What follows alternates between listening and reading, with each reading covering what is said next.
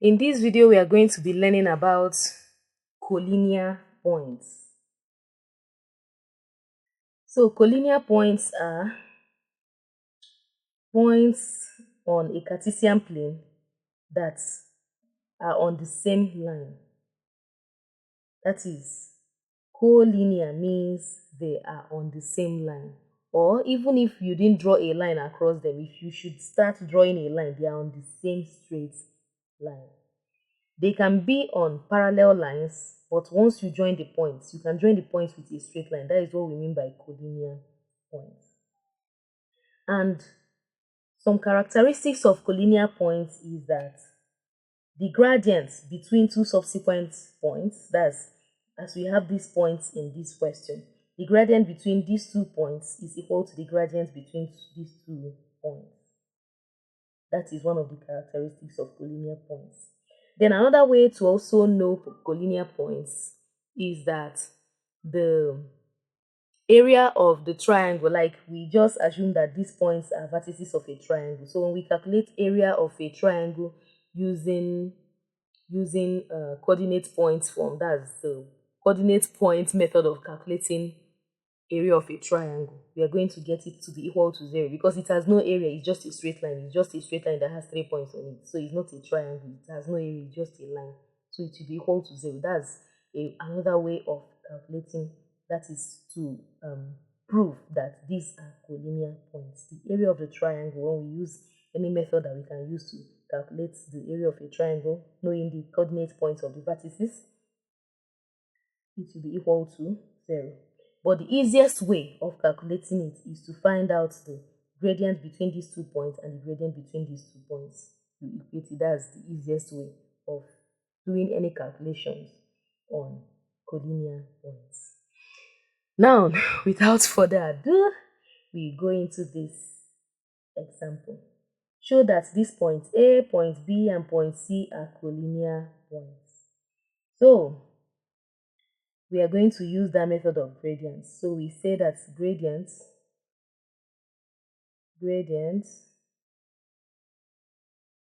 between A, that is 1, 4, to B, 3, minus 2, should be equal to gradient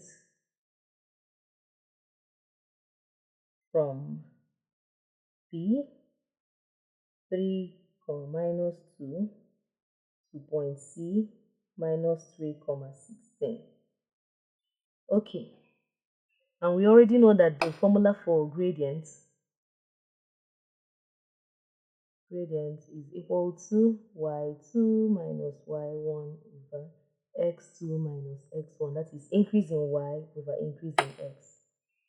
So let us get to business. That means this is our x1, y1, this is x2, y2. And when we come to this, we have x1, y1, this is x2, y2. So on both sides, what this definition means, you understand, right?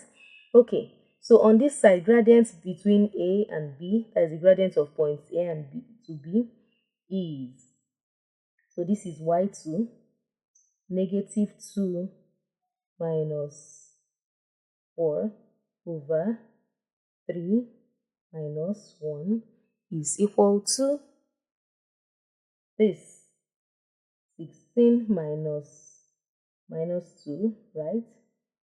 And then this is for x2, negative 3 minus, this is x1, 3.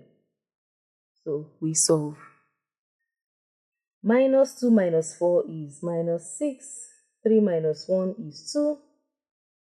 16 minus 2, that is 16 plus 2 is 18. Minus 3 minus 3 is minus 6.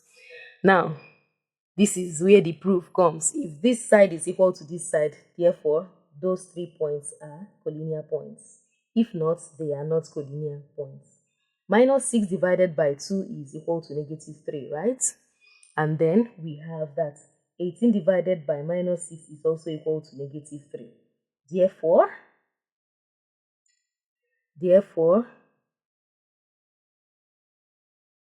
okay, I've written therefore in the point form. Okay, therefore, points A, B, and C are collinear.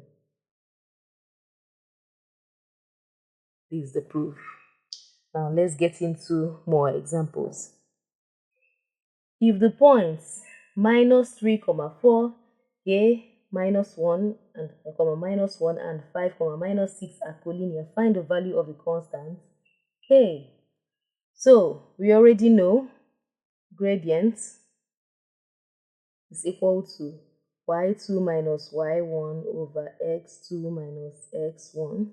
Always write out the formula to be a guide. Okay, and then sometimes you're given points for writing the formula for things. Then we now use the fact that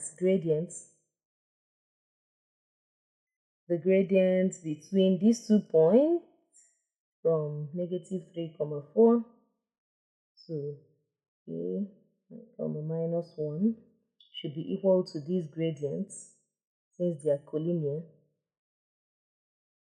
The gradient between these 2 points, a, minus 1 to 5, minus 6. Always be careful when you write out because now we'll be looking at this.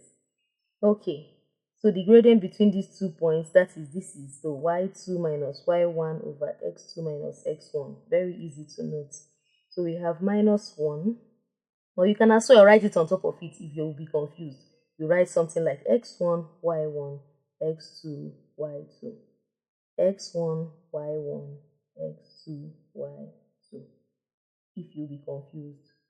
Okay, so this is y2 minus y1, which is 4. And then x2 is k minus 3. It should be equal to, this is minus 6 minus y1 is minus 1. Then this is x2, 5 minus k. We now solve. Minus 1 minus 4 is minus 5. K minus 3 is k plus 3. Minus 6 plus 1, right, is equal to minus 5, because minus 6 plus 1, that's minus 5. 5 minus k. We cross multiply at this point. When we cross multiply, we are going to find that minus 5 is into 5 minus k, and that should be equal to this minus 5 into k plus 3. We open up the brackets.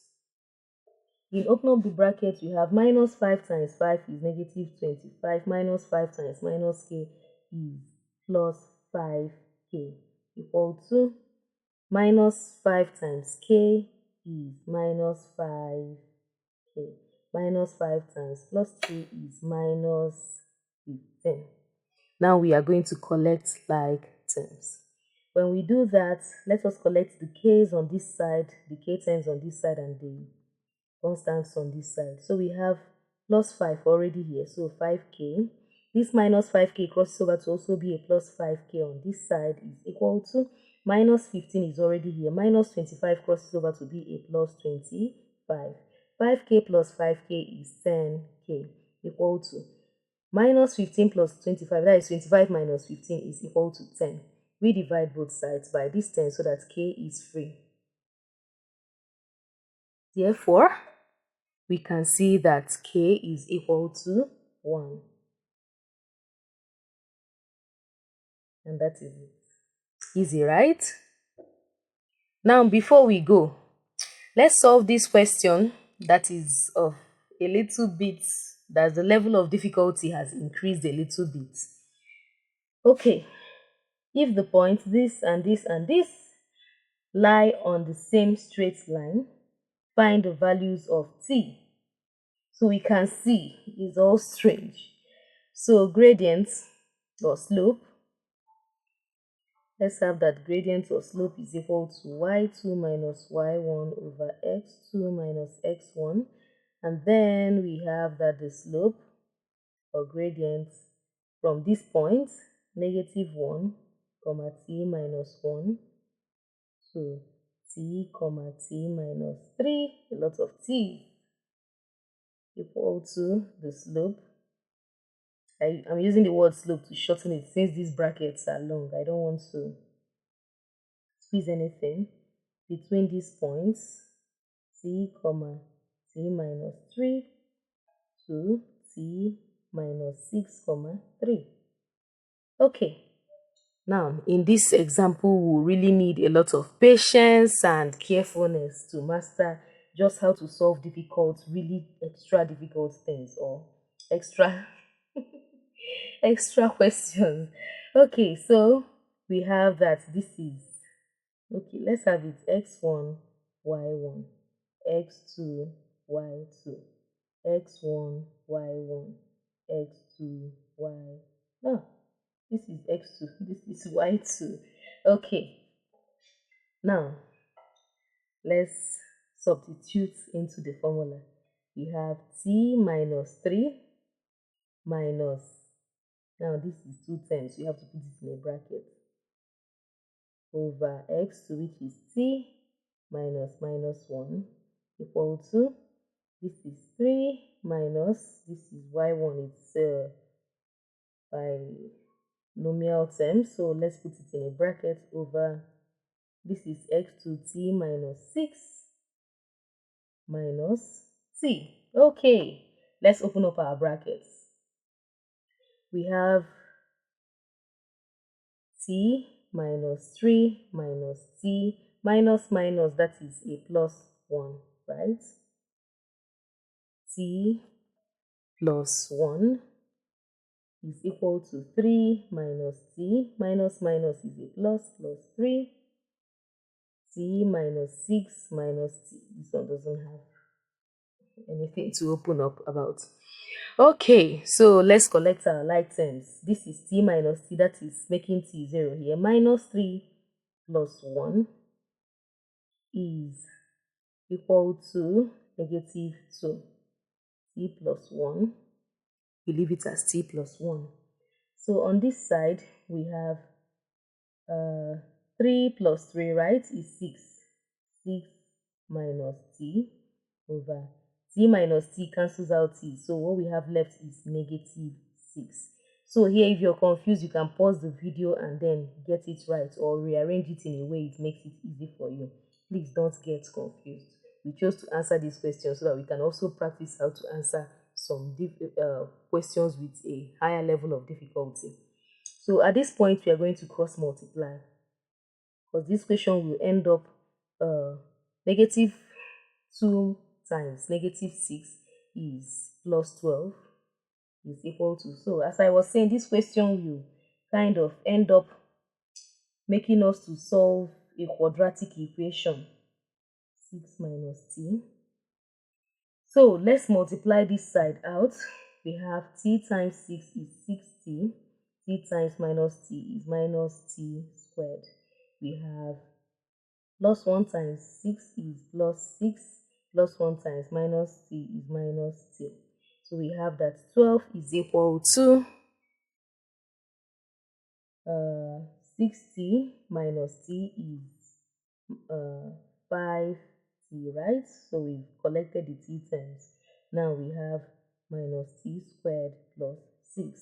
Now, since this, the term that comes in the square of the variable, is a negative value, let us send it across to this side, so we solve with positive values. So everything to be sent on this side, we have that t squared is now equal to, not equal to t squared, and then this is 5t, now becomes negative 5t.